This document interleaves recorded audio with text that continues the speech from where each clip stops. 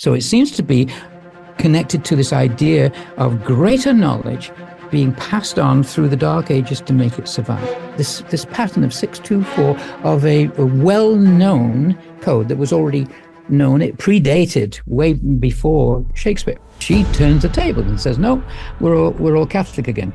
And now if you're Protestants, I will burn you at the stake.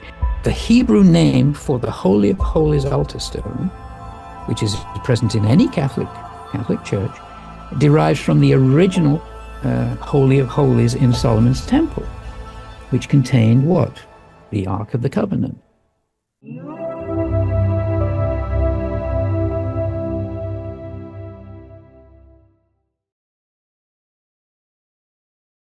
I'd like to welcome to the show Alan W. Green. How you doing, Alan? I'm doing great, Alex. Lovely to be here. Lovely to have you, my friend. I am so excited to talk to you. You were going to be talking about a subject that I've never spoken about in the show. I know little to nothing about it, which is always the best kind of conversations because I'm a very curious person.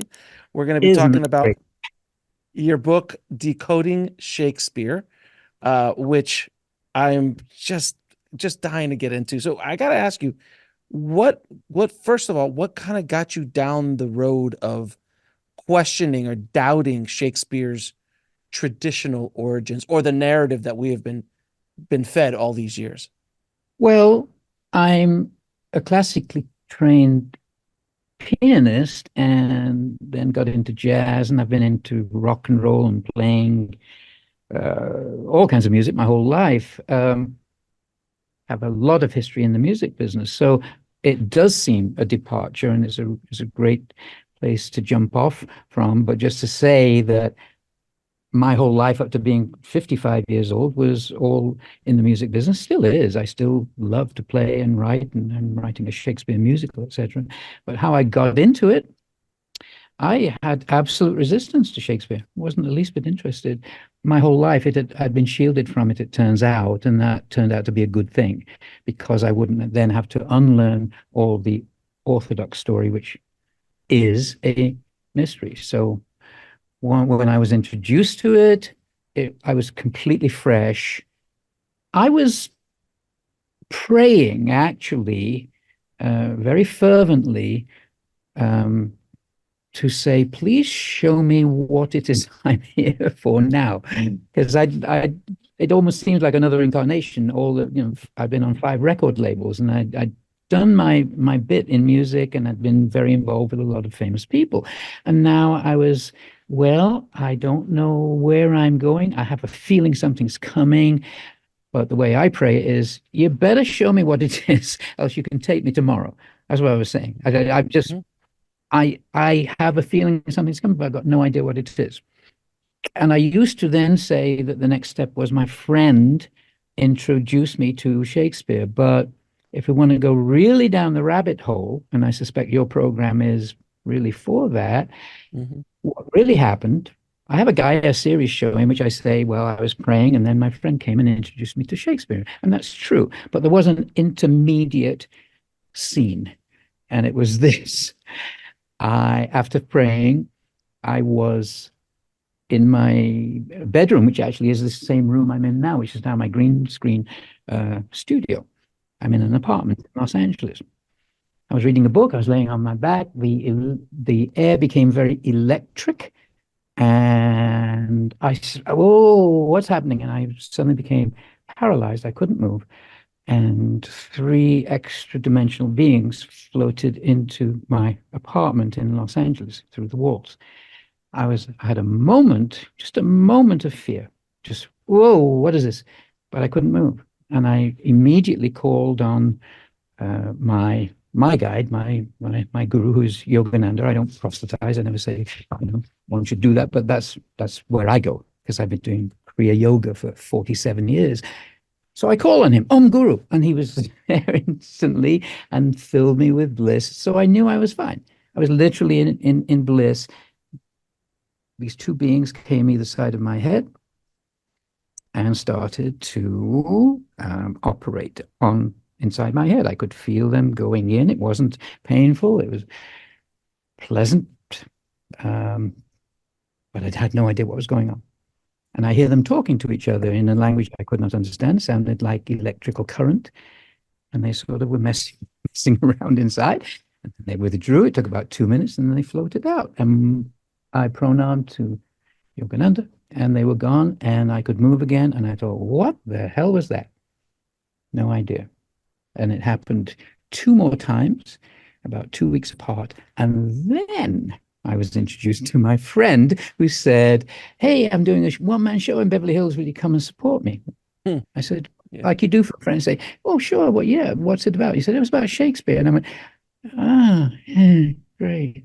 Because I had like no interest at all. But I went to the show, and within 10 minutes, I was hooked. He wasn't talking about codes at all, but he was telling me just the basics that are historical facts, but that were not generally taught in school, which are essentially synopsizing. He's the most famous poet playwright in the Western world, most prolific writer ever, but we were never told. He never wrote a letter to anyone. Not a note has ever been found, which was mysterious. We probably know he wrote 6 epic poems, 154 sonnets, 36 or more plays, Hamlet, Midsummer Night's Dream, Macbeth, Romeo and Juliet. Not a single original manuscript has ever been found. Not a play, a poem, a page, a line, a word in its own hand exists. We have the foul papers, which then are turned into printed copies, but I'm talking about the original writings of the man himself on parchment, right? It doesn't exist. They've all disappeared. He writes 10 plays that are set in Italy. He's intimately familiar with the locations and customs and idiomatic language. 13 more are set in Europe and Middle East. And yet the man never set foot out of England. He's this great scholar of the classics. He knows multiple languages. He knows astronomy, astrology, medicine, botany, Greek mythology, the Bible, mathematics, music, seafaring, military terms, aristocratic pursuits like hawking and tennis and swordsmanship and jousting and court customs and politics. Above all, he has an absolute perfect mastery of the law. And yet his last will and testament, he didn't own a single book, not even a family Bible. And he has the barest minimum of any education, if any at all. He doesn't show up in Oxford and Cambridge or even junior school. So it's just a big mystery. And biggest of all, he's got the most successful 25-year career in London. I mean, he would have been a cross between Steven Spielberg, J.K. Rowling, and Tom Cruise all rolled into one. No one ever reported even seeing him. No one said, oh, I was in the pub last night and there was Bill having a pint and he was writing a scene from Macbeth. And then when he died, there were no eulogies, no outpourings of grief. No one seemed to notice. So I was hooked. It was like, oh my God, that's what I'm here. I just knew in that moment, oh yeah, that's great. That's what I've been feeling coming. Thank you, Lord. Right, I got it now. I'll write a musical. And I started on it the next day, writing a musical and researching it. And I didn't have any of the old baggage of the old story to sort of look at, the orthodox story, which doesn't really exist because we know nothing about the man from Stratford. Mark Twain wrote a book once that said, Is Shakespeare Dead?, in which he listed the 72 known facts about him that can be documented. And not a single one was anything to do with playwriting or poetry. Or it's all about real estate deals and being sued in court by his neighbors and suing his neighbors for pennies. And so it was a big mystery. And I thought, oh, it's great. That's it. Figured it out. I'll do a musical. And I spent 1.5 years on that. But then I started to recognize that there were in the study that I was doing, I found real codes when I went to Stratford for the first time. And, just to look at the gravestone and the monument and the lay of the land. And I realized, it seems inexplicable, but I had an understanding. I could recognize the patterns in the text on the gravestone and the monument that were off somehow, and they were clearly cryptic. And then I remembered, oh, wait a minute, those beings who were whatever they were messing around in my head. All of a sudden, I can understand advanced math and geometry and cryptography that I'm not trained in, right? So obviously, I had been prepped with the ability to either remember from a past life or somehow, get an upgrade so I could do this work. And then from then on, it became just a matter of, oh, forget the musical. I was seeing real codes and I was understanding this is very important. If I could solve this whole mystery, it's a 400-year-old mystery. It's the greatest unsolved mystery in all of literature, because of the things that I listed. How can this guy be the poet playwright? And then there'd be no evidence, nothing left, no paper trail. So that's how I got into it. Alan, when you were talking about the beings that came into your space, did they, when they were messing around in your head, did you see anything, any imagery, any kind of alien, I hate to use the word alien, but any kind of language that was unrecognizable flying into your No. psyche? Nothing like that. It was, but you just felt it. It was just there. You No, understood it. No, I could not understand them speaking. I didn't know how. Well, I'm not wired that way anyway. I mean, everyone, as you well know, when you interview your guests, everyone has a different discipline. Some people see imagery. Some people are clairvoyant, clairaudient. I'm not. What was apparent to me was just, wow. I had no fear because I was filled with a bliss, which, as you well know, you can get from meditation or particularly from decades of doing what I've been doing, Kriya Yoga. You can go there, but it was instant. I was just filled with it in order to keep me peaceful and recognize I was safe. But no, I had no intimation of what was going on. I just could feel the work being done inside my brain. Yeah.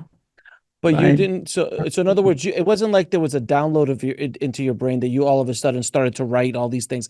But when you started to see them elsewhere, you're like, wait a minute, I recognize this. I understand this. I shouldn't understand this later. Exactly. It wasn't like all of a sudden you were thinking about mathematics on the toilet. While taking a dump, math. Oh yeah, wow. Yeah, it's codes. Yes. Ratio. No, it didn't happen like that. It was, but there started to be downloads that were incomprehensible to me, which I had never experienced before. And then I started to put two and two together and get five. So, so when you started, what were the codes that you started to see? What were the things that you were seeing within? Are these codes within the plays themselves? What codes are you speaking of specifically? Sure.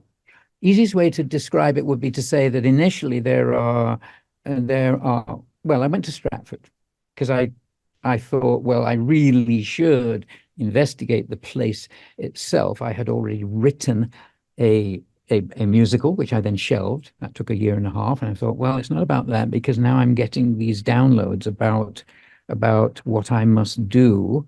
But we're just coming as what we tend to call downloads. I mean, one can't really explain that except to say it's a sudden mass of information that you struggle to write down and go, well, I don't really understand where this is coming from, but I'll just go with it.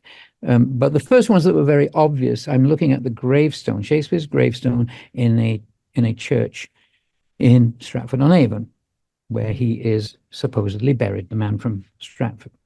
And for clarity, let's call him Shakespeare because his name was spelled Shakespeare when he was baptized. And that's just a clarification. It was a very common name in Warwickshire. So his gravestone's there. It doesn't have his name on it. The only name on his gravestone is Jesus. And then there's a monument above it. And they both have obvious, they don't actually make any sense when you read them. They're just very gobbledygook, which is, you learn later, is a clue to cryptic writing. It's trying to set text in a certain place so that it can reveal something else. One is called ciphertext, one is called the plain text. So I'm looking at the gravestone, and I would put it this way: I have an advantage being a jazz pianist. When you're playing jazz, say the bass player goes and you go and you can interchange and invert and transpose, and you're really doing cryptography in real time. Pattern recognition is a huge part of cryptography. You can see a pattern, like a beautiful mind. That's a little exaggerated, but it's sort of popping out at you. So I had that advantage. But of course, having a Black and Decker stuck in your head by extraterrestrials helps as well. So this was literally had been pumped into me. And then I started to recognize, oh, that must be what was going on there. So at first, it wasn't the works. It was just I could see the gravestone, the monument had errors in it that were very obvious. And simplest way to put it is to say, you've got a text that reads, well, just say what the gravestone says: a good friend, for Jesus' sake, forbear to dig the dust and close it here. It's very de-dump, de-dump, de-dump. But you put it into a grid, which means wrap the text around and around and around and around and around like this. And if you've got the length of the text right, which you sort of try different alternatives, all of a sudden something will show up where there's a message vertically in the text. And that's the system that was being used back then. And it's actually, from that perspective, it's almost a slam dunk because you can't deny it. It's there as a message vertically. So I use the same system on the monument. Take the monument, put it all into a grid, wrap it around and around and around, and the same images were showing up vertically, which you cannot see when you're only looking at horizontal lines. And so I just sort of stumbled on that and then started to investigate, well, who was the leading cryptographer of the time who could have done this? And there's only two names pop up, and one is Francis Bacon and the other is Dr. John Dee. And Dee was probably the more obvious, because I saw in the gravestone, when you put it into a grid, vertically the name Dee and D twice, pointing down to other messages. And so I thought, well, it must be John Dee. So I started to research a lot of books on his work and was able to fine tune how he worked. And that led me to other codes that were all done in the same way. He has a certain methodology. His are these code codes, but are these codes inside of the actual plays? Like, are they with the way the words are laid out inside the plays? Is that where you're finding the codes? is visible. It's just a gravestone. It's right there, and the text is written on the gravestone. And so but can you do it also in the plays as well, or is it just the gravestone? Well, oh yeah, it comes into the main speeches in the plays, and I spell this out in the Gaia series so that you can see that there's an actual system that is replicatable. And he simply puts the big clues in always the very first page of something, and the very last page of something, and in the very center. And it's always that way. And you can then have a look at is there something specific being said in the center or the last page or the first page.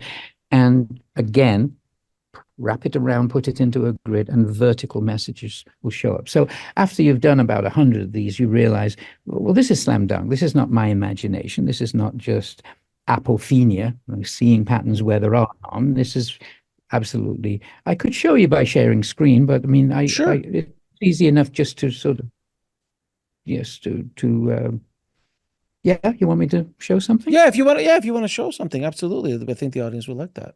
So I'm just jumping in the middle here, because of course I've been doing this work for 20 years, but let me just simply show you something, a known symbol from that time was called the triple tau. And it's very common now. You can look it up. You can just Google it. It's a Freemasonic symbol. It is 3 T's joined together in a certain way, and they represent the 3 crosses on Calvary, which were not Latin crosses, but were just tau crosses, cheaper for the Romans to just string somebody up that way. And the 3 T's are joined together in a way that looks like a T, a T, and a T, and that is called a triple tau.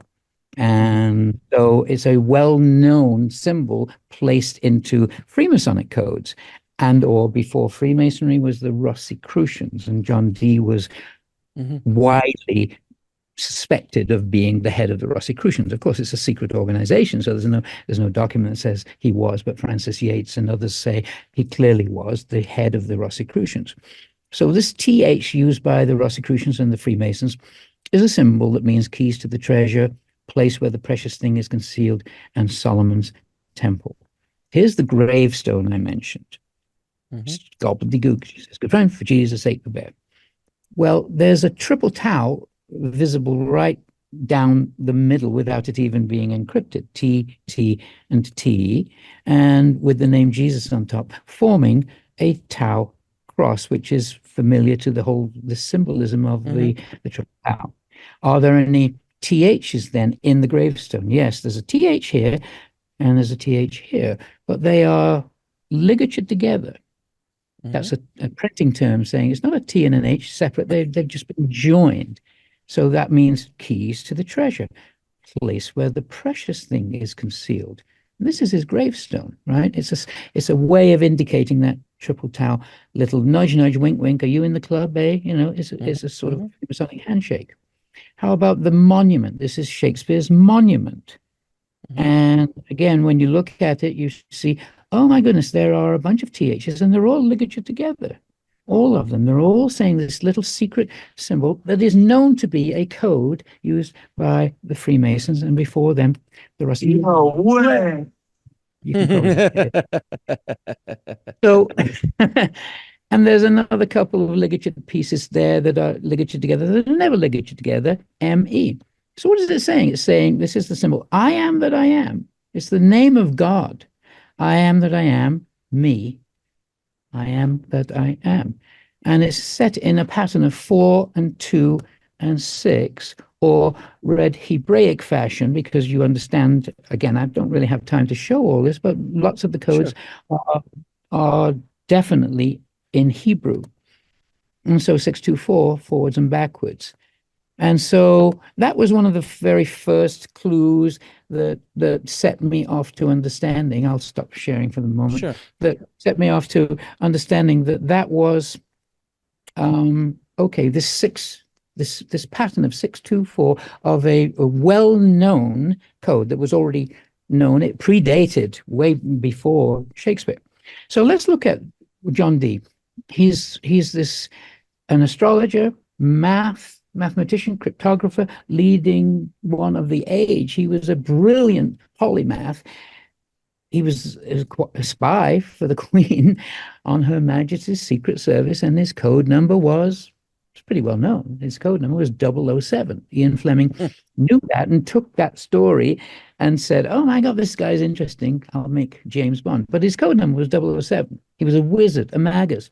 He communed with angels for 10 years and was almost burned at the stake for doing it. So what's that got to do with anything? On June 24th, that's 624, a document was channeled to him by angels known as the Enochian Tables. It was given to him on June 24th, 1584. It was a massive document of 624 squares with 624 characters in it. And it was delivered on 624. And now I've already seen, these symbolisms on the gravestone on the monument in the pattern of 624, or backwards 426. So, is that a clue? Well, in the monument, those groups of symbols are put in the pattern of 624, and you've just seen that. Now, there's one other place where there are obvious mistakes and cryptographic symbolism, and that's in the sonnet's dedication. Here's a sort of a replica, a facsimile of Shakespeare's sonnets that came out in 1609. Okay, and the dedication is laid out in 6 lines and 2 lines and 4 lines, and it's when you add all the characters in the sonnet's dedication and in the gravestone and the monument, it's 624 characters. And so at that point, you understand, okay, well, something's going on. There are 2 main people who are involved in this story. Obviously, the man from Stratford who's baptized Shakespeare, he was baptized on April 26th. What is that? It's 426. Edward de Vere, the leading candidate to be Shakespeare in the past 100 years, most people who research this were saying, well, it's probably Edward de Vere, the 17th Earl of Oxford. He dies on when? June 24th, 624. You begin to realize, I think all of these things have been put together to give you a code and a key. And so I'll share screen again and show you how these are put together, because it really is, that's the only way you can really kind of get it automatically. Here's, just go to, here's the person that we're investigating. And this is what I've just showed you. This is the grid that was channeled to him on 624, June 24th. And it has in his own handwriting there 624 characters. It was channeled in his diaries there. He's saying on June 24th, and he's saying, okay, here's the sonnet's dedication, which has all the 6 lines and 2 lines and 4 lines, the gravestone, the monument, and you put them all together, and it adds up to. Yeah. Okay, so wow. Once you've got to that, you realize, okay, if you place all these together and you place them on top of, this is the Enochian tables put into a cleaner form. That's the Enochian tables, but this is exactly the grid that is used for the Enochian tables. And you put all these letters into a grid, and you just need to know what the key is, and that takes a little extra knowledge, but this TT at the bottom of the sonnets is the thing that gives you the key. It's supposedly published by Thomas Thorpe, but his name is Thomas, TH, and Thorpe, TH. Again, it's a little nudge, nudge, wink, wink, I'm in the club. So you literally find all the double T's that are placed together, and they just point you across to the Enochian tables in this way. And they point to letters in the Enochian tables, and it reads living page. Okay, now that's a common cryptographic device that anyone in modern cryptography will say, yeah, I've seen that, it's clever, but do you ever get the key, the TT, in the plain text as well, pointing back to here? No, that never happens. And in John Dee's method, there's the angels have put these double T's into this, which now point back precisely to the letters over here, which are these letters, and it spells out Stigmata. Okay, living page. Page is a document. Living means perhaps, let's say it means preserved. There's a document preserved. Stigmata. Is a medieval word that means really look at, not just look at, really pay attention. Really look at the stigmata. What are the stigmata? Well, they are Christ's wounds, and they exist only in one place in the church, on the Holy of Holies altar stone, on the surface of the altar stone, which is called the Holy of Holies. So, okay, you're thinking, all right, now, there's a play called Twelfth Night. In Twelfth Night, you were asking, are there any clues in the plays besides just in these monuments? Yes. A character named Malvolio happens to just say he's given a code in the play, and it is never solved in the play. And the code, he's reading a code in a letter, and he's trying to solve it. And it simply says M-O-A-I, the letters M-O-A-I. And he keeps on going, M-O-A-I, what is that? What is that? And then he finds something else in the letter that says revolve. Now, if you simply revolve M-O-A-I, you get I-A-O-M, and it turns out that I-A-O-M is the Freemasons' most secret password of all, punishable under penalty of death for revealing it. But I read a book by an ex-Grand Master, like 900 odd pages long. And finally, at the very end of the book, he decides to reveal it. And he says the IAOM is the most secret password. And it's given to the initiates. I'm not a Mason, else I couldn't talk about this. But he's written about it in a book called Thinking and Destiny by Henry Waldwin Percival. So you can look it up if people watching can look it up and go. And he says, oh my God, it's a password. But this should blow your mind. It's not a word. He says it's given one letter at a time to the initiates over years of being a Mason. First, they're given M, then they're given O, and then they're given A. And finally, if they've been very good Masons and they're invited to the 33rd degree level, they're given I. And then they're told, we gave it in reverse and you have to revolve it. And here's Shakespeare giving it away in Twelfth Night over 400 years ago. And what is it? It's not a word. You are to sound the letters I and A and Om. And all I can say is that is very, very similar to the Kriya Yoga technique that Yogananda gives. It's literally the sounds of E and R and Om. Wow. It's a pranayama technique for raising consciousness up the spine, through the chakras, to the third eye, to give you higher states of consciousness. And the Freemasons give this through initiations. And here's Shakespeare in a joke scene giving it away. He says, revolve those letters. But if you take it even further, if you literally then revolve the codes, now you've got these TTs are going to point to completely different letters in the Enochian tables. And the TTs in the Enochian tables send back, give you point to completely different letters. And it says, I have hewn desiderata. Now, what are the chances of that? Probably 1 in a trillion. I mean, it's just unimaginable that this could happen from all this text put across to the tables that were channeled to D by angels on 624.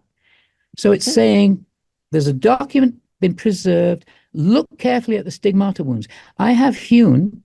Hewn is a word we hardly use today, but it means cut into stone.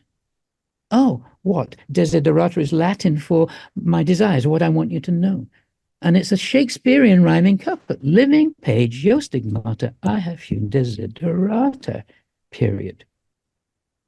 Well, once having got that, you realize in that case, obviously, living page, yo stigmata, pay attention to the stigmata wounds. Where are the stigmata wounds? They're on the surface of this altar stone, which is about 12 feet from Shakespeare's monument and grave in Holy Trinity Church. And they should be on the surface there because it's a Catholic altar stone. And in order to consecrate it, the stigmata wounds are carved into the top to represent two in the hands, 2 in the feet, and the spear in the side. And he's saying, where I have hewn, where I have cut into stone, what I want you to know. In other words, he's telling you the answer is in the Holy of Holies altar stone. Go get it. And that's, of course, why I had to go to Stratford and do the unthinkable, and I radar scanned that altar. Alan, why go through all this trouble to create a fake person? Not fake person, because Shakespeare actually was a man named Shakespeare, to my understanding. Yep. There was a human being named Shakespeare, but why go through all of this kind of facade and coding and things like that?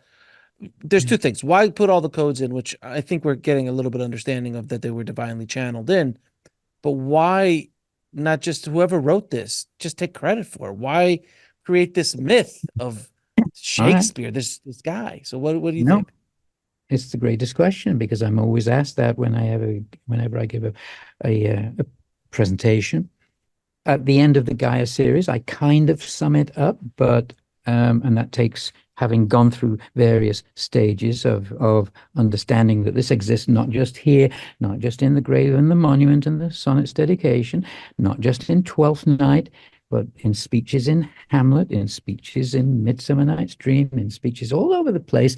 It's always when there's a little mistake to draw your attention to it. I'll give you only one example, just at the top of page 264 in the first folio. First folio is the book of all Shakespeare's plays, 36 plays. Most expensive printed book in the world. The last one that went on auction at Christie's sold for $10 million, one book. And on page 264, right at the top, it says, no man must know, no man must know what follows the numbers altered. No man must know. And then you look to the next page, and it's 273. It goes from 264 to 273. And you go, oh, okay. So he's telling us it's in the mistakes and there are 67 wrong page numbers in this book that sold for $10 million. And the amazing thing is they say, oh, it would be worth so much more if it wasn't such a botched print job because there's so many mistakes in it. And again, there's no time to go into them, but I can tell you every single one of those page mistakes is precisely telling you something that is just one of the most beautiful edifices of cryptography imaginable. So, but your question is why? Why is he giving us this message? That altar stone, the Hebrew name for the Holy of Holies altar stone, which is present in any Catholic church, it derives from the original Holy of Holies in Solomon's temple, which contained what? The Ark of the Covenant. And it's called the Holy of Holies. The Hebrew name for the Holy of Holies is Vere. And you go, wait a minute. So Edward de Vere, whose name is all over these codes as well, I haven't shown you any yet, and I don't really need to. You can just take my word for it. They're all over the place saying De Vere, De Vere, De Vere, De Vere, De Vere in all the codes. They're saying that he's the most likely person to be the actual Shakespeare. But the actual name of the Holy of Holies itself is the De Vere, and it derives from the word Devarim, which means word. So it has a very special meaning, the original word. In John 1:1, he says, in the beginning was the Word, and the Word was with God, and the Word was God. It's the word. What is that first word? Oh, it's the very, you go from unity consciousness to let's have a creation. Boom, duality, electron, proton, yes, no, dark, light, male, female, to be, not to be. You've got polarity, but the thing that is causing that is the very first thing, vibration, sound, and light. And he's saying, there is the answer. He's saying, therefore, I have put first of all, the codes have been proven genuine because I scanned the altar, and perhaps I should show you that for you so that your people can understand that it's a true thing, because I did this very naughty thing. I went to the church and I radar scanned the altar. But I'll take your word for it. I'll take your word for it. Well, I went there. And in other words, if I had just announced 13 years ago when I did that, when I found the codes that said, it's in the altar stone, it's in the altar stone, why not just go get it? Without getting proof, I'd just be another nutcase, because I'd say, yeah, of course, Alan, you found codes. It doesn't prove anything. So I had to get scientific proof and go there. And I don't know if you know that story of how I did it, but I put on a show in the church. I got to know the church people over a period of 4 years, so they trusted me, and gradually I was given more and more access to film. And finally, I did a concert in the church, and I put the grand piano right next to the gravestone, which is right next to the monument, which is right next to the altar. There were two things I had to overcome. It said on the door at the time that the church is protected by 24-hour CCTV cameras and a forensic system that sprays you with a chemical if you get too near, if you're not supposed to be there. So I'm doing a concert for them, so they had to turn off the forensic system. I would not be sprayed. The other thing, I have to turn off all the lights. And so at the end of the show, I just simply said, let's turn off all the lights in the church and do this last song by candlelight. I had a banner in front of the altar stone and a team. And once I started to play the last song of my presentation, my parts from my musical, they went behind the banner, put a protective cover down, and radar scanned the altar stone in order to prove. So that's very Mission Impossible. That's very Mission Impossible of you, Alan. It's a little Mission Impossible. It's true. Wow. I'll show you the results, because it is important that people understand how that's the altar stone. And the codes say, living page, your stigmata, I have hewn desiderat, I have cut a hole in this, and it's there. I want you to open it to find out why I've done this and why there is a mystery surrounding who I am, why there are no manuscripts, why no one ever saw me, why I never wrote a letter to anyone. Okay, the answer is in there. And so every altar stone consecrated has to have what's called a saint's cavity inside it. Remember, this is a Catholic altar stone, and to the Catholics, it's consecrated when those 5 stigmata wounds are on the surface, and when they have cut a hole from the underneath up into this is actually a 3-ton solid marble, supposedly. It's 9 foot long, 3 foot wide, and 2 feet deep. And when Rome says, this person is a saint, they send over what's called relics of a saint. It might be slivers of bone, a little piece of clothing, some of the saint's writings. And it's put into a tiny little, what's called a reliquary, and it should be about this size. And then they put it inside underneath, and then they fill up the hole that they've made with what's left of the rock, and they put it back and they cement it in. And now it is what's called consecrated. And now it's a fit vessel for the Catholic ritual of Mass. You can say Mass and receive the body of Christ and the blood of Christ. Okay, so that's consecrating an altar stone. And if you radar scan this huge block of stone, it should look like that. You should see stone, and then there should be a little area like that that shows, oh, that's where the reliquary is. I radar scanned it, and it looks like that. And the actual cavity is 250 times the size it's supposed to be. And I had it analyzed by 2 separate radar labs, and you can see inside all these layers of something inside there. And that was my way of proving the codes are accurate, because they predicted there's something in the altar stone.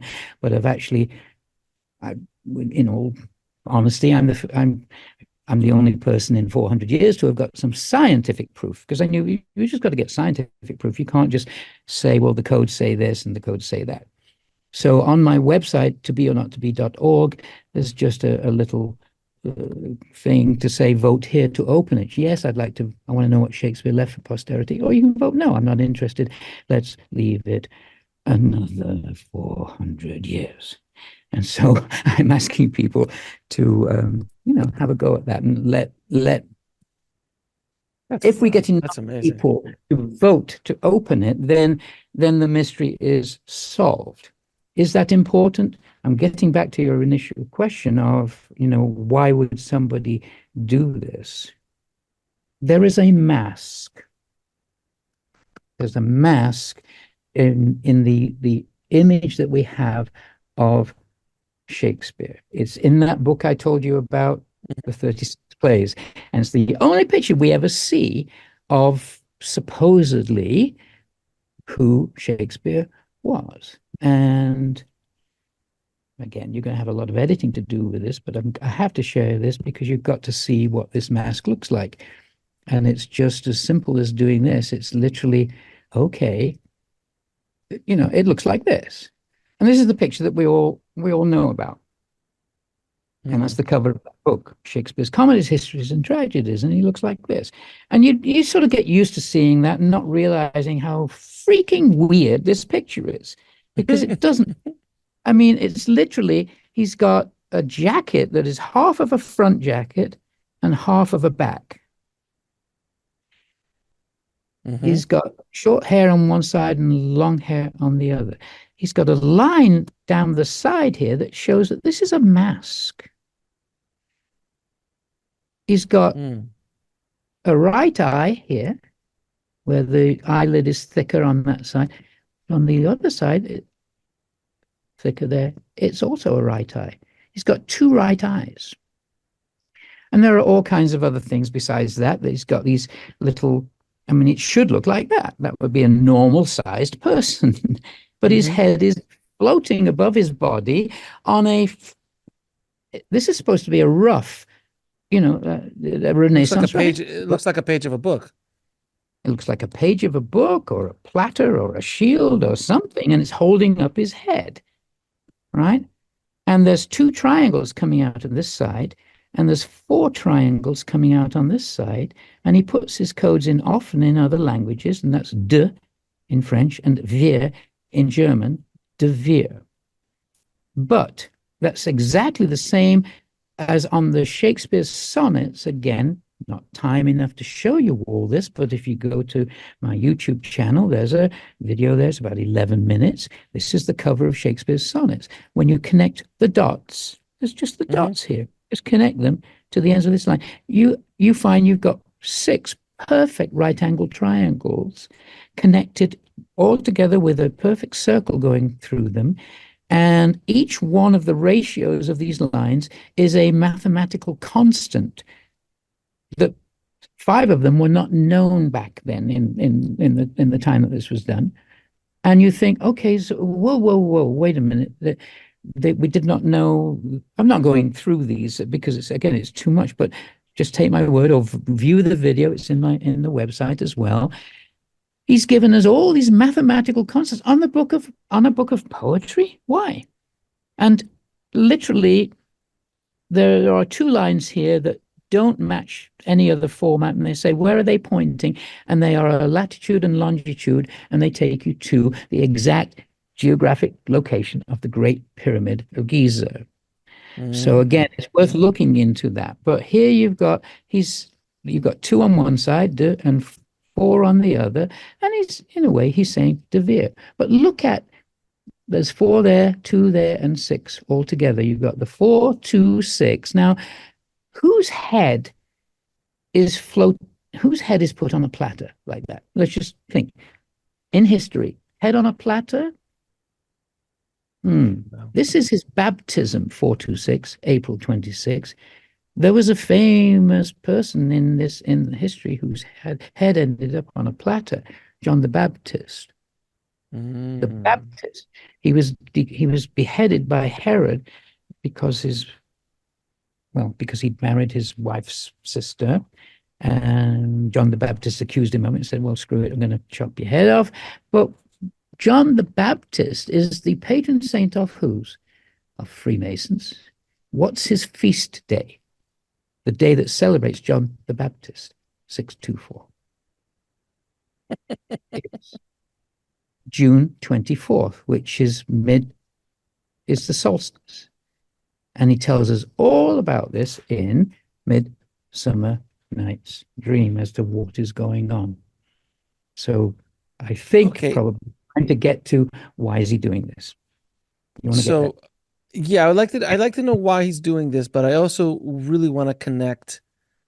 I want to see how Shakespeare's connected to the Great Pyramids, and also how Shakespeare is connected to Da Vinci, which are those are. Well, I could go. I have no problem. We could definitely go down the rabbit hole because this is fascinating. Because the idea of, our mutual friend Robert Grant was the first to show me this stuff, right? And he showed me the sonnet. He showed you the sonnet? He showed me the sonnet thing a while ago, and I was like, "Holy crap!" But I hadn't. Yeah. But we really never went deep down why the connection of Shakespeare to Da Vinci, the connections to that, to the Great Pyramids, and how is that even possible? All of that kind of stuff. And again, what's with the cloak and dagger? Why is this all information encoded like this? I mean, I understand, like in the Great Pyramid, there's so much encoded just in the dimensions alone of the Great Pyramid for historical standpoint, meaning that we did this 5,000 years ago. Maybe sometime in the future, math is going to get to a place and people are going to get to a place that can start decoding all the stuff that we left in here, because no one could take this away because it's in the giant Great Pyramid. It's literally set in stone. To see it. Right. Now, this is not set in stone. This is set in parchment. So a little bit in stone with the altar stone, the altar stone and the funeral and that kind of stuff. But so why with the cloak and dagger? And then let's go down a couple of rabbit holes, the pyramids and also Da Vinci. What was happening 400 years ago? We were burning people at the stake for being the wrong religion, or even among other things. And it's not much has changed in 400 years, let's face it. However, at least we're civilized enough to just in some parts of the world to say, my God's better than your God. Okay. Okay. But we were, all right, quick history lesson. We were Catholic. Henry VIII comes along, wants to marry Anne Boleyn because his first wife hasn't given him a son. Asks the Pope, can I get a divorce? The Pope says no. He says, well, screw it then. We're not Catholic and we're going to be now Protestants. And that was in 1535. And now we're Protestants for a while. And he then, rapes and pillages all of the Catholic monuments so he can get a load of all the valuable gold and stuff there. And now we're a new religion. And if you are caught being a Catholic, oh, whoops, burned at the stake.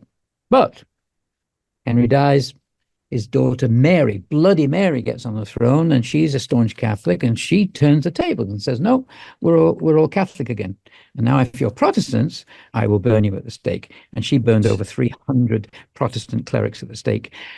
But then Elizabeth comes on the throne, and now we're Protestants again. In 25 years, we're Catholic Protestants. Nobody knows what to do with their beads, and everybody's getting burned, right? And you could be burned at the stake for even advanced mathematics was considered a black art back then. Bruno was burned at the stake for talking about just mathematical concepts and how it might relate to the divine and the planetary motions, right? So, I mean, why encode stuff about advanced math on the sonnet's cover and the Great Pyramid? You could not say it outwardly without being in mortal danger. And so it had to be encoded. Now, we all know Shakespeare as a great dramatist and poet, right side of the brain. Left side of the brain is typically associated with mathematics and science. The imagery of this, what I just showed you about, think of that picture where the image of Shakespeare, whose head is on a platter and way larger than it should be, and floating above to be reminiscent of John the Baptist, who is announcing the coming of, Christ in his story.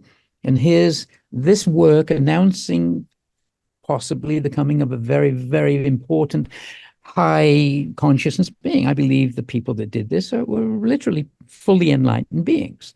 And so they would have to be, and you've seen that the codes are just almost beyond human comprehension to be able to put all that together in that way. Admittedly, he had help from higher beings, and in those days they called them angels, maybe what we call extra-dimensional beings. I had some help from extra-dimensional beings myself. I'm not averse to it. It's a cool thing. So, you end up very cool. Yeah. You end up going, okay, so why are they hiding all this stuff? For the same reason that all higher knowledge had to be hidden during the Dark Ages, when we are burning books, burning people, burning the whole idea of knowledge, burning the Library of Alexandria and all that. I mean, we go through cycles. I'm sure you've had people on your show talking about the Yuga cycles and the 24,000-year cycle of the precession of the equinox, where we go from literally the Dark Ages to the Golden Ages, when we are walking the planet like gods. And we can do things like build a Great Pyramid, presumably by levitating those stones using anti-gravity. We don't know exactly how it's done, but we have our ideas that it's not possible for us to do it today. So how did they do it? So it seems to be connected to this idea of greater knowledge being passed on through the Dark Ages to make it survive, make sure it survives. And so that's one reason that they would do all this covert cloak and dagger stuff to pass this knowledge along that is on the left brain side, the mathematical side, because there's no other way of even talking about it without being in danger, mortal danger. So you get literally the codes of mathematical constants. And as I show in one of my documentaries, foot, cubit, and meter hidden within the Great Pyramid. And when Robert and I started to work together on the Da Vinci, one particular aspect of Da Vinci, the Vitruvian Man, he and I work in a rather curious way, but he'll say, I got an idea. And he'll say, I'm pretty sure the slope angle of the Great Pyramid is hidden inside the Vitruvian Man. And he'll send it to me and I'll say, well, you're right, but it's not where you think it is. It's here. And then I'll fine tune it a bit and send it back to him, and he'll have an idea, and we sort of pass it back and forth like that. So what we ended up with is a video online. I think it's called The Real Da Vinci Code, pretty much. So you can do a search on that, where I had identified that, like, these lines within the picture of the Vitruvian Man, and those lines are all very, very specific lengths. Again, like the lines on the cover of the sonnets that point out right-angled triangles that are of very specific lengths to give you a ratio of a math constant, like Euler's number, or the golden ratio, or pi, or some that were not even known back then, because they were being protected. They were known from the higher ages, and they were being passed down. And so, literally, with that Vitruvian Man, again, it's not worth getting into sharing a screen, but you can just understand. You can see the video. It's only about 4 minutes long, and it has. I had intuited. Oh well, it seems as though these lines are placed precisely where the chakras in the body would be if you place the Great Pyramid at this certain level here, and you see that this line corresponds with the king's chamber, and this line corresponds with the subterranean chamber, and this line corresponds with, etc., etc. And you end up with the pinnacle.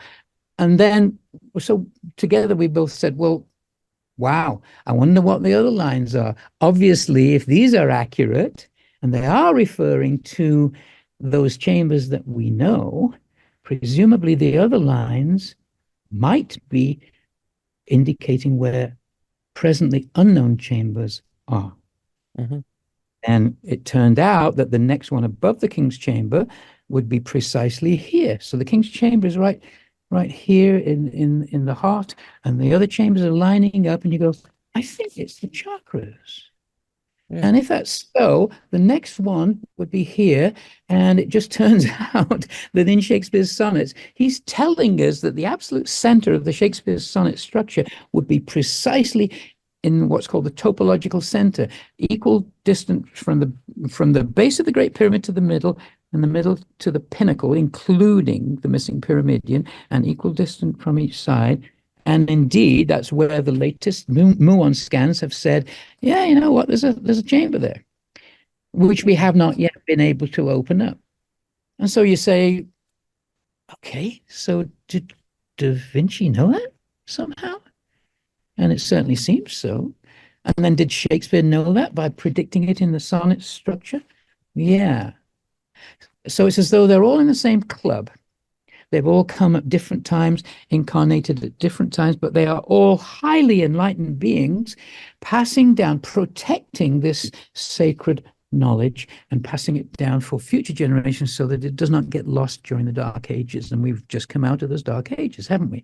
If you know anything about, Yogananda talks about the Yuga cycles and Sri Yukteswar, right? Sri Yukteswar spells it out word for word, and he just says, I love the way he says it. He says, no point in my explaining the subtleties. You'll never understand it, but take my word for it. It's a 24,000 year cycle. And he just says, right? Because lots of people come up with the 25,920, but that's 25,920 is where we are now when we're moving slower through the precessional cycle. As we speed up, as we get closer to the absolute magnetic center of the galaxy, it's going faster. The average of it is what Plato called the great year. Plato's talking about it, a 24,000 year cycle. So they know stuff and protecting it. So that leads us to the question, what on earth is important that these people that know about science way beyond, and he's hidden it inside the Holy of Holies altar stone. What's inside there? That's the big question. And it does seem to suggest it's really important, not just a lark, not just I'm hiding some codes just because this is a cool thing and how clever I am. He's literally saying, Da Vinci knew it, I know it, Pythagoras knew it, Debussy knew it and hid it, Mozart knew it and hid it in musical form, right? I mean, in the Magic Flute, he's talking about all Freemasonic codings and everything. Every discipline of the arts is wanting to tell you about the other balancing discipline of the science. Why? Because it's left brain, right brain connected, and they must balance, because really the structure of creation is not any one thing. We can look at nature and we say, it's all beautiful. There's a rose and there's the ocean and the hair and you're you and I'm me. And, and it's all at one level, but way, way deep, deep down. What is it? It's nothing but science and math. It's electrons going through. It's all Right. being held together by this scientific knowledge. I believe they're passing that scientific knowledge on. Well, Alan, if they're passing this on, that all makes absolutely perfect sense. I assume that the man who we were talking about, D, what's his name? D or D? John Dee would be the cryptographer behind it. Edward de Vere, whose De name is Vere. balancing the idea of what the Holy of Holies is. He is, I believe, the main writer who was Shakespeare. So then again, if De Vere was doing all of this work, again, he's hidden so much information inside of everything. No one's going to figure this out. Why bring the Shakespeare character involved? Why name it this guy? Why connect it to him? Couldn't he just release it under his own name? What is the purpose? Is it, again, more another layer of protection in case someone discovers it? Is that what it is? Well, he couldn't have released it at the time. I mean, literally, Bruno even talking about just mathematics was burned at the stake. But the plays were fine. But the plays were fine, and they were hidden inside the plays. Yeah, but the plays are just poetry as far as anybody knows, and drama. Right. But you don't know what mathematics that's hidden in it. Right, exactly. Hidden within it because he can't say it openly because it will be resisted, but it would be considered heretical by the church. Of course. And so he can't say a word about the mathematical side without being in mortal danger. But if it's so important to him to give this, that's one aspect of the message. It's absolutely clear that because the thing that I am discovering in all this work is, again, the underlying mathematics and science hidden behind the poetry. And we know the poetry, and there's no danger in poetry. He wrote poetry. Great. He wrote dramas and plays, and everybody enjoys them for what they are.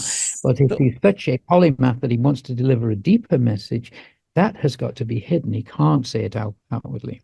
Correct. So then, because, I mean, the things that he decided to encode this in is considered some of the greatest works in human history.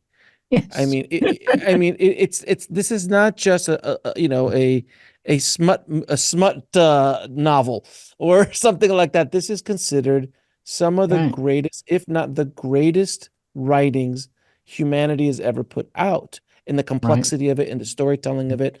Hamlet is as perfect of a story or a play ever written in its own right, without all the hidden meanings. Without any of that stuff. So then you're telling me that this guy was not only a polymath and had all this immense knowledge of mathematics and try to encode, this knowledge and wisdom in a time where you were being burned at the stake, but also at the exact same time was writing the greatest works of literature in the history of mankind up to this point that we can remember, at least. Mind-boggling and a little daunting, yes. Yeah.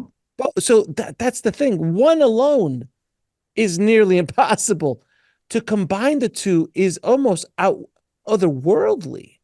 When you look until you understand that he's actually having actual help from extra-dimensional beings who are sending codes through, and that is another person.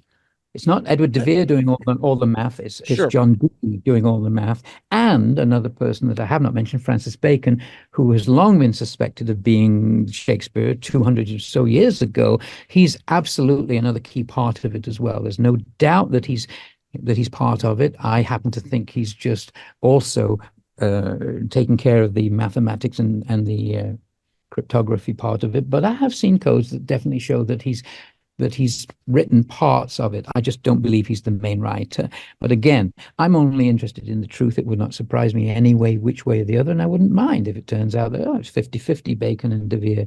But they are three people. So it's not as impossible as you're at first thinking, it's just impossible. De Vere is undoubtedly the artistic genius of the time. Dee is undoubtedly the scientific genius of the time. Bacon's got a bit of each. But then, Alan, Listen, Alan, where does this Shakespeare character come into play? Is he not helping at all, or they just like, okay, man, we're gonna give you the credit for all of this. Um, let's just make this happen. Here's a little extra. Here's some cash, and you're gonna be the figurehead of all this. But no one's ever gonna see you because no one's ever actually seen you. No one's ever gonna talk to you. Like, is this so? Then again, the question is, was Shakespeare even a real human being, or did they just grab this guy's name? And you like, I'm just curious. I'm just trying to get to the bottom of that aspect of it. It is the perfect question, Alex. It really is, and that's where it brings us to, I believe, this denouement of the brilliance of all this. So let's say that we've maybe partially understood at this point that this person in art is the sine qua non. He's the best there is. Whether you like him or understand him or not is another matter. I mean, most people think Shakespeare's pretty stuffy and not interesting. I thought that 20 years ago. I wasn't interested. Yeah, and most people might go to one play and say, "Oh, I've done my duty. I've seen Midsummer Night's Dream." But most people do not go, "Oh, Shakespeare, interesting." That's why I have to start the Gaia show by saying, it's not that at all. Throw that out. What you're going to see here is that moment in Wizard of Oz, which goes from black and white to Technicolor and widescreen, and all of a sudden you're looking at a person you had no idea it was all this, right? It's far, far deeper and different than we suspect. But we've at least established that if you're delivering all this mathematical stuff, and it's about ancient wisdom, and it's about who built the pyramids, and it's about extra dimensional or extraterrestrial beings helping us do that, which, let's face it, there's a lot of curiosity and supposition over the fact that maybe we had help from extra dimensional beings or extraterrestrials to build the pyramids, because we can't do it today and all that. So wrapping all that up with a nice big bow, it kind of makes sense, at least, that you get this group of people who are each brilliant in their own areas. Dee, mostly the science and the math that he knows. He's literally known for that. The man who is Shakespeare, whether it's De Vere or a bit of Bacon and De Vere, they've taken care of that, and they come in together and they say, let's deliver this perfect message about how these things come together. Remember that the image of the man on that looking engraving has two right eyes. What the hell is that about? Well, until you realize the story of Hamlet is the story of Osiris, Isis, Horus, and Set. Osiris is the king, Isis is the queen, Horus is their son, Set is the jealous brother who kills the king to take the throne. Hamlet is exactly that. The jealous brother Claudius kills King Hamlet, who we see only as a ghost at the very beginning, and now Hamlet has to avenge the death of his father and do battle against him to sort the whole thing out. And Horus has to do battle with Set to sort the whole thing out. It's basically a template for that archetypal story of usurping the throne. But what is that story truly about? Set, who's this usurping brother, cuts Osiris into, in the standard mythological side of it, he cuts him into 14 pieces, right? Kills Osiris. Osiris is the king of the universe. He's represents the Father, God the Father, and he's indivisible. And yet Set's job is to cut him into 14 pieces as a metaphor. But really, Set is just doing his job. Set is Maya. Set has to cut the indivisible one, unity, into a gazillion pieces so that we can have a drama and a play and a creation. So that I think I'm different from you, and you think you're different from that painting on the wall, and it's all electrons in different counterparts, and it's all this really freaking ridiculous, massive puzzle to find the truth within, right? It is that. We know that. It's just and Maya is the seeming thing that causes us to believe delusively that we're different, we're all different, when we're not. There's just this one consciousness. So that story of the Horus Eye, the way it goes is Set cuts Osiris into pieces. Isis then goes into the underworld, retrieves most of the pieces except the phallus, puts her husband back together again, creates a golden phallus. Post-death, they copulate to produce a virgin birth of Horus. And Horus then later does battle with Set. And in the battle with Set, Horus and Set have a battle. And Set, the first thing Set does is he plucks out Horus's left eye. Well, Horus has two eyes. He has the eye of his mother, the moon, and he has the eye of his father, the sun. His left eye is the moon. Set cuts out his left eye, the moon. Isis then re-establishes her son's side, but not his earthly sight. She gives him back his divine sight. Now he's back here. This is left eye, right eye, moon, sun, and they are to be balanced, just like left and right of the two sides of the brain have to be balanced to go back home here. He's now in divine consciousness, and he can now defeat Set. Defeating Set is just an analogy of defeating Maya.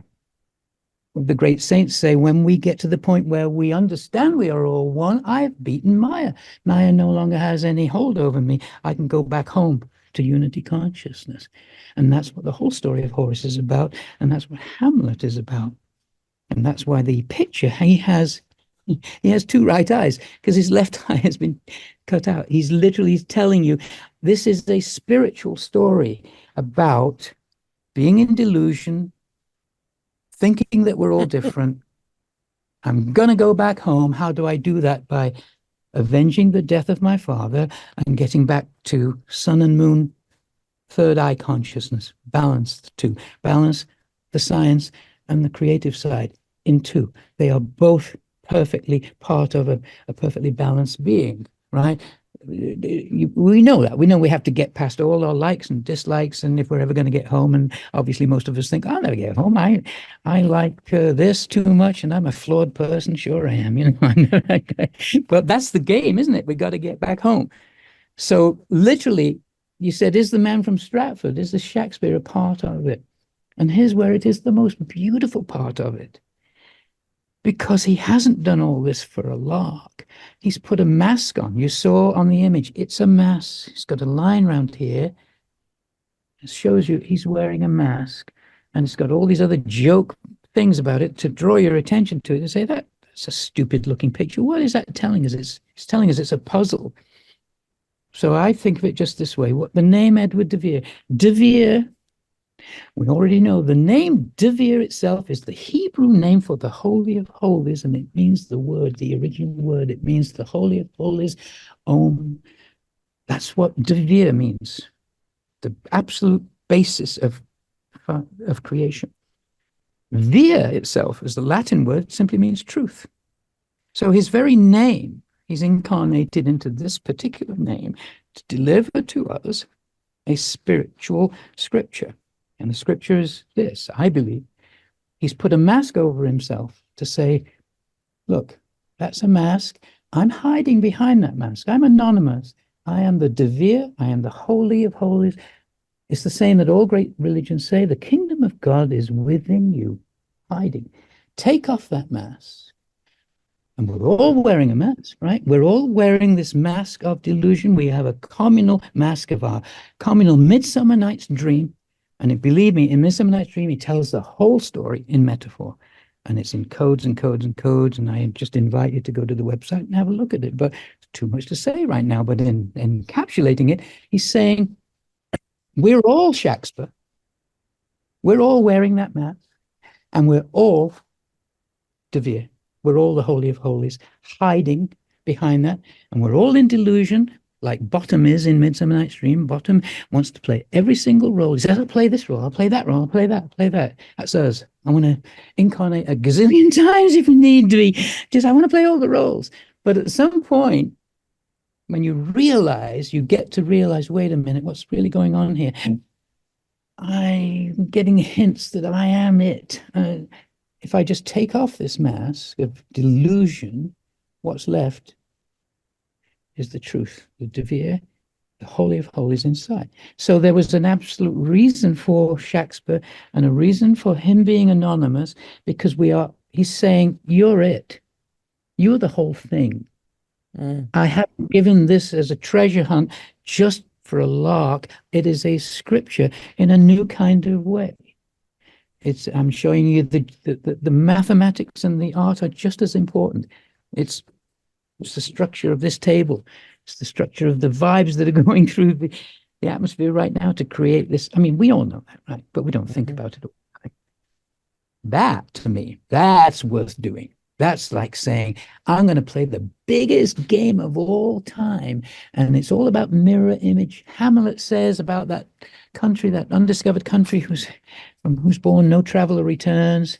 He says, puzzles the will. I'm not sure if I can kill myself with this bodkin because, man, what dreams may come. It just puzzles the will. Mirror image it. Wills the puzzle. Wills the puzzle. Will Shakespeare is the puzzle. So the man from Stratford is absolutely necessary. The real writer is absolutely necessary. They are a symbiotic relationship. They are the same thing, and it's a scripture. And once you see it, you got it. And that's how I ended the series by saying, what's he really saying when he says to be or not to be? He's simply saying we all have the choice to be who we truly are. And what is that? It's behind the mask. The divine. The I am that I am. Or not to be. You can keep wearing that mask if you want and play as many roles as you want. I love drama. I wrote all these plays. Have a blast. Knock yourself out. We've got an eternity anyway. It doesn't matter if you find it now or in a gazillion years. But once you know who you are, once you have a divine experience that is going to transcend everything else, and these beings definitely knew that, they come knowing that, and they put it all together in the most wonderful, like you said, the greatest literary cache of knowledge ever put together by any writer, and then the greatest mathematics truths that really ever put together, that once you see how deep they go, and he's blending them both and saying, and look at the Great Pyramid, because they knew. Whoever built that knew. Maybe they had extra dimensional help. Maybe we were just so advanced we could do it ourselves but what's in that altar, I'm telling you, is giving you the answer to that. It's not just some manuscripts and you go, oh, we found the manuscripts. It's not that. It's not that. In John Dee's diaries, he was literally told by the angels to put 7 bundles inside that altar stone. One of them is, I know what's in there. I know one of them is the sonnets itself, because the sonnets are his most sacred work. But the other things are, why is he giving us all this mathematics and physics? I believe it's to transcend. I think the world is ready for that moment now. It seems to be hastening, doesn't it? We're coming to disclosure. We're coming to understanding, deeper spiritual understanding, deeper. Things are going to get rough, right? It's going to collapse in some way. But what's going to come out of it? A rebirth, a renaissance of knowledge. So that's literally what I was doing in Stratford. I just went there in order to draw attention to this and said, I am praying 2 to 3 hours, meditating, praying in that church every single day for 40 days. And I did about 100 hours of prayer. And it was wonderful because, well, what was I praying? I was praying that altar to raise consciousness, that people would be drawn to this story, that they would understand that there's something there, they would go and vote for the altar to be opened.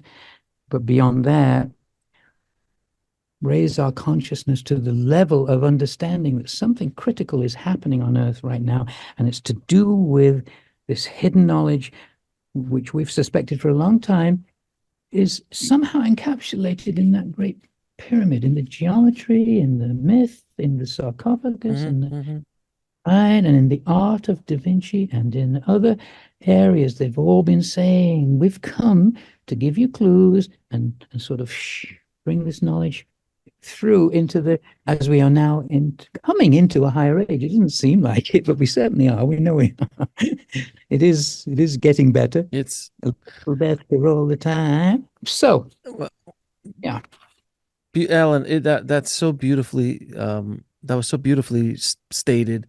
You connected everything together so beautifully. And that's what I love trying to do on the show is, I always like to say, I want to see the whole elephant.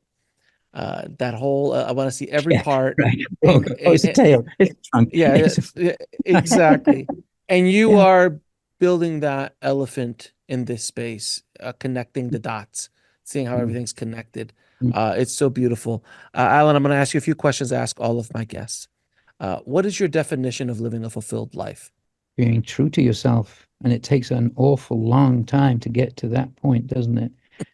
I really was wanting this or thought I wanted that. I wanted to be a Oh, rock yeah. star. I wanted to, and I wanted fame. I wanted glory. Thank God I never got fame. I'd be dead by now. Mm-hmm. No, Right. tell me about it. Right. Right. But you Oh, I get to know. if you were, and Hamlet said, well, Polonius in Hamlet says it, to thine own self be true, and thou canst not then be false to any man. It follows as the night, the day. It's just, if you were, and it's very hard, but that would be, to me, Okay. fulfilling my own potential. Just be true about your whole self and walk the walk, talk the talk, and do it. And that's why I'm there, trying to draw attention to this. Yeah. Now, if you had a chance to go back in time and speak to little Alan, what advice would you give him? Well, it would be the obvious. Grow up. Stop playing with those toys and grow up already, Grow for God's up. sakes. But I'd try to be more gentle because you look back on your own experiences and you think, oh, shit, I just did not know a thing back then. And I got hurt by this and hurt by that. And Yeah, nobody, yeah. there's some intentional hurt, but mostly it's all imaginary. Like, the person didn't mean to hurt me. They just were as screwed up as I was. So I'd say just, it's a hard one though. Again, so advice to my little self would be what I need to be advising myself now is just relax into what comes next. Don't be trying to absolutely manipulate it every step of the way, because there is a divine plan, although we cannot always see it. And things like this, when somebody comes along and puts all these things together into these codes and says, there is something divine, I'd say that helps me rest and go, you know what? So, I may not know what's going on, but the divine certainly knows what is going on, and I can just relax and let it happen. How do you define God or source? There's a great quote in Shakespeare. It's not one of his biggest ones, but he has a drunkard in Twelfth Night called Sir Toby Belch. Great name, because he's drunk throughout the whole play, and I love that because I've been drunk a few times.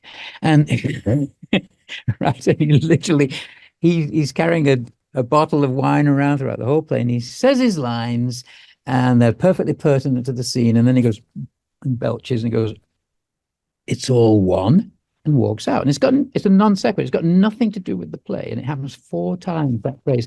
It's all one. Wow. God, it's all one.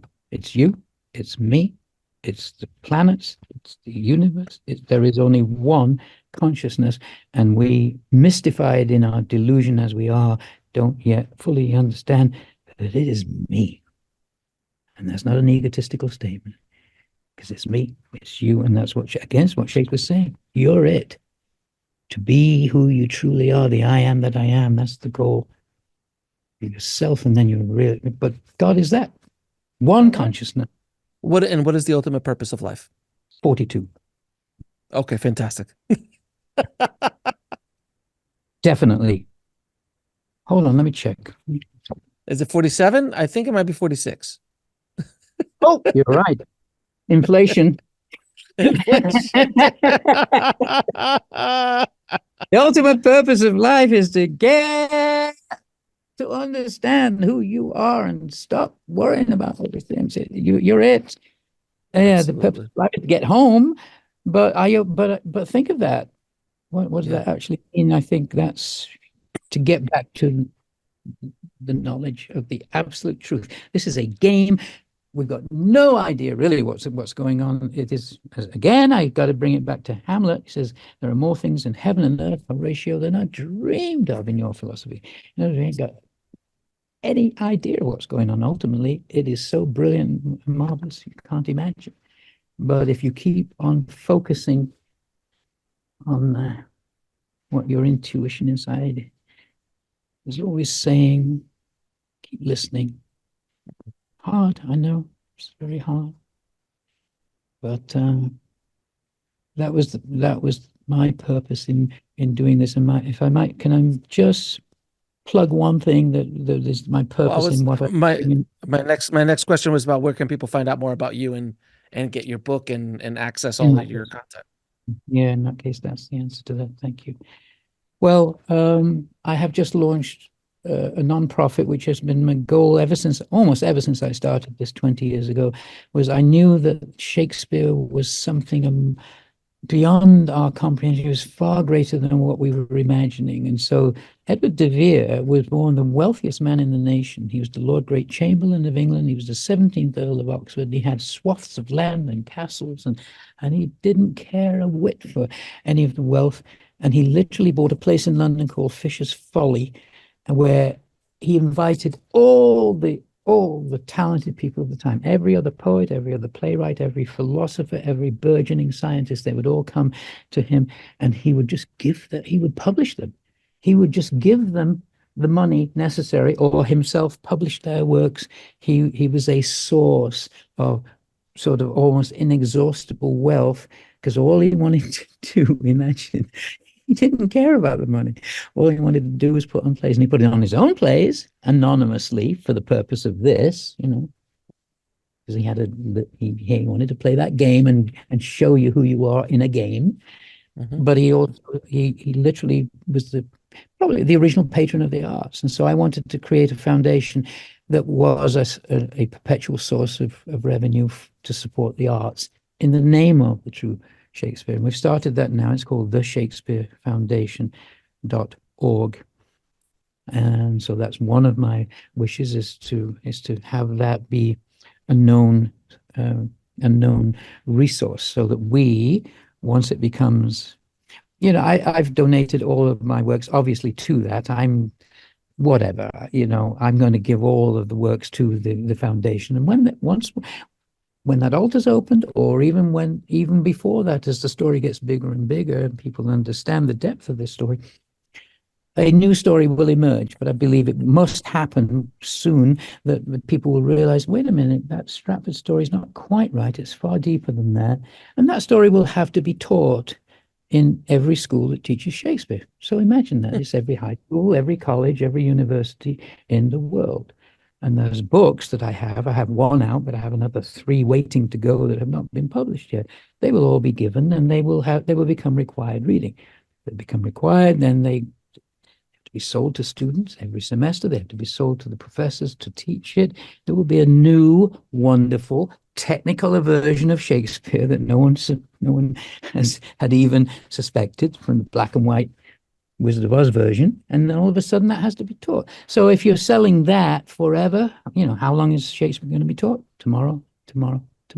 So it will become a $1 billion foundation. And so with that in mind, it is to support the arts and research and education in the name of the true Shakespeare. So that's what the foundation is about. You can find out about it on the website. And the last thing that I was doing was just praying in this church Shakespeare's last wish, because when he put that code in there to say living page yo stigmata I have hewn desiderata, it was in the form of a prayer. He's really saying, I want you to investigate what's in that altar stone where I cut a hole 250 times the size. Shouldn't you be looking? I mean, don't you want to know what's in there? Of course we do. And so it just has, and once it's open, there'll be a whole new story. But the prayer part is, I believe in the invincible power of prayer and meditation. There's a nice saying, prayer is talking to God, meditation is listening to God. But when you know how to meditate, that is gathering your ability to focus strongly and make your prayer even more effective. Prayer is an invincible power. And so I'm inviting as many people who want to join me as possible. Many came while I was there. About 35 or 40 people just showed up because they heard about it online. They came from Denmark, Portugal, Spain, from the States, or drove from Scotland or down in the south of England. And they all just drove and came and met me. Like 3 or 4 every day would come and meditate with me. It was really inspiring. And we would sit and focus our energy on that altar stone and say, it's going to open at one point. We know it is. Come on, let's raise the vibe to get it out, because something in there is waiting to change our knowledge of not just who Shakespeare was, but of science, because he wouldn't be giving us all this about the Great Pyramid and these math constants if he didn't know something about how those pyramids were built. Maybe it's free energy, maybe it's anti-gravity. I can only speculate. No.